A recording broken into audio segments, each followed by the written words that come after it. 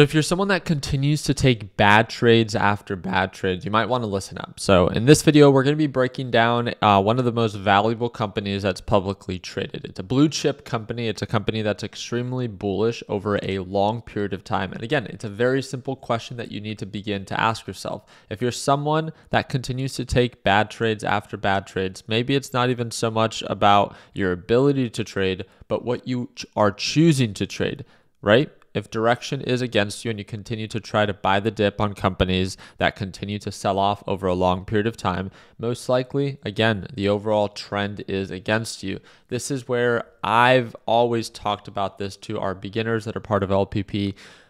If you continue to make the same mistake over and over again, try to change the conditions, right? Or try to change the stock. So let's go ahead and just jump right into it. The stock that I'm going to be talking about is Walmart. And before you step away, I get it. Walmart is not the next crypto stock, right? It's not a stock that offers 100 or 1,000% ROI in the next 10 days, right?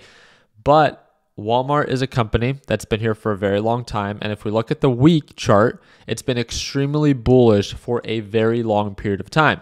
So again, let me rephrase this. If you continue to take bad trades after bad trades, maybe it's not even so much about your ability to enter and exit a stock successfully, but it's the stocks that you continue to trade are just crap, right? So what can you do? Well, baby steps, right? Maybe you can begin to only focus on companies that show growth over a long period of time. And this is why we're talking about Walmart, because based off of recent patterns, right? Even looking at this on the day chart, very, very bullish. It recently pulled on back, but why did it pull back? And that's what we're going to be breaking down in this video.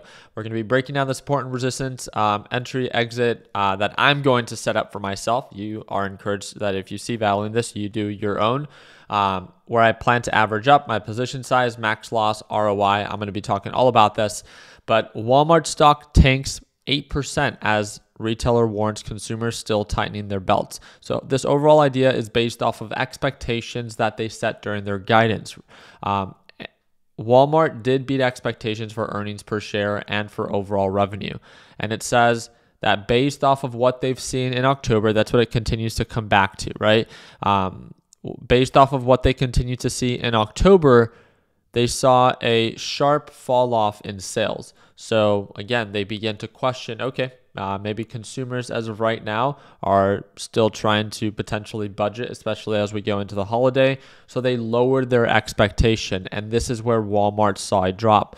So if you could see throughout the third quarter profits, $1.53 earnings per share, and sales were $160 billion, slightly topped Wall Street's forecast. So again, they did beat expectations, but Walmart's full year earning guidance went from $6.40 to $6.48. Issued came back below average estimate at $6.50. So their overall expectation for their overall full year earnings was a little bit lower than what Wall Street expected. And this is why Walmart stock sold off, because their expectation, their own expectation for themselves, for what they expect to do for the overall year was lowered because they see that consumers are not spending as much. So they're just lowering expectation, which of course Wall Street doesn't appreciate. And this is why we saw a significant drop. But then you also have to take into consideration, first off, they already lowered expectations, so it's just going to be an easier target to hit now that we've seen a pullback, right? That's already been factored in. Now, if we exceed expectation and consumers do spend more than what was expected to end the year strong, then that only means that maybe Walmart can end up making new highs, right? But at the end of it, one of the things that I just find the most attractive about this is how incredibly bullish this has been over a long period of time, right? You guys let me know down in the comment section. I mean, this isn't something that offers an insane amount of return, but it's a blue chip company.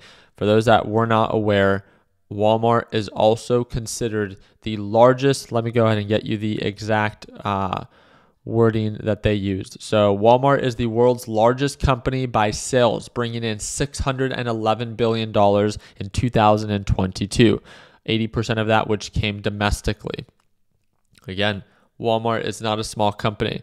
And one thing that was a crucial quote for their earnings call was, I know that there's been that there's going to be concerns about the consumer's health. This is where we shine. This is where Walmart is at its best. Walmart CEO Doug McMillon said on Thursday's call, nodding to its firms typically lowering prices. So I think that's very admirable when it comes down to Walmart, that if they do see this slowdown, if they do see consumer demand is lower, especially in fear of a potential recession going into the holidays, then they just say, okay, we'll just lower overall prices.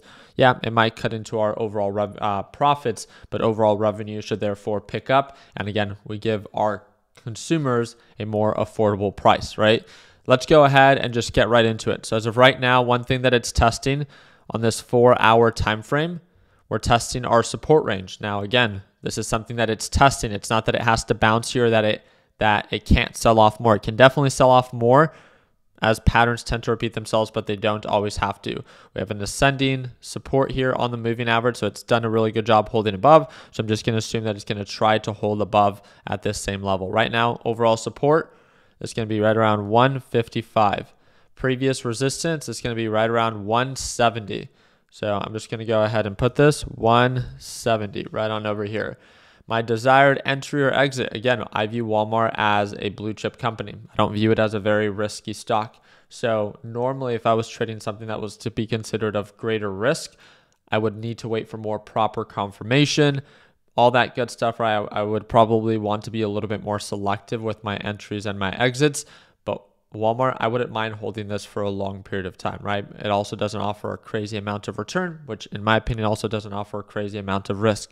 So when it comes down to my desired entry, I wouldn't mind going in instead of normally, if it was a riskier stock, I would wait for the break above and progress above EMA, which would be right around maybe 160. But because I'm okay with, and just because I'm okay with it doesn't mean that you need to, right? Our risk tolerance are completely different. I would be okay with entering as it shows progress beyond 157.50. So 157.50, which it hasn't been able to really break above. It continues to retest this same range and then gets rejected. So if it shows progress beyond that, I'd be happy to get in. My desired exit, I wouldn't mind holding as until we get closer to that 170 price point. My average up would be at the break above EMA, which would be right around that 160 price point, right? Breaking above that EMA, showing signs of an overall reversal. And my overall position size, I don't have to take a crazy position. With American Airlines, which is considered to be a riskier stock, I'm going to choose to trade with about 50K. So when it comes down to Walmart, I wouldn't mind going in with 100K, which means my initial position size is going to be right around 25%. So that's going to correlate on over to about $25,000. My max loss on Walmart, again, because it's not a very volatile stock, right? This was a significant drop that it experienced recently, and that's because of what was released during its earnings, right? But again, just like anything, it comes at some form of risk, so I'm going to have to make sure that I mitigate that. My max loss is going to be if it offers a 10% return, which I already did the quick little math, right? So from overall lows to overall highs, this thing would offer about a 10% return. I probably don't want to exceed a 3% loss, right? So 3% of my max position size, which would be right around $3,000, okay? Max position being at 100K, 3% of that, 3,000. Pretty simple, right? Overall ROI is around 10%, which should correlate on over to $10,000 for the dollar amount that I'm choosing to trade with. So we talked about my desired entry, my average up, my desired exit, my stop loss, where the support is, where the previous resistance is, and the overall direction of the stock. We talked about why it pulled on back, and that's due to poor guidance for up and coming quarters. But ultimately, I see Walmart to be a bulletproof company. It's showing its resilience, year over year. This is dating back since, 2016, 2017, 2018, 19. I mean, it does a beautiful job holding above the moving average, showing signs of continuous progress. And this is, again, it goes back to the very basics. If you continue to make the same mistake over and over again because you continue to try to trade very risky stocks to try to make 1,000% ROI, you need to learn how to walk before you run. And I'm just using Walmart as my example to you, right?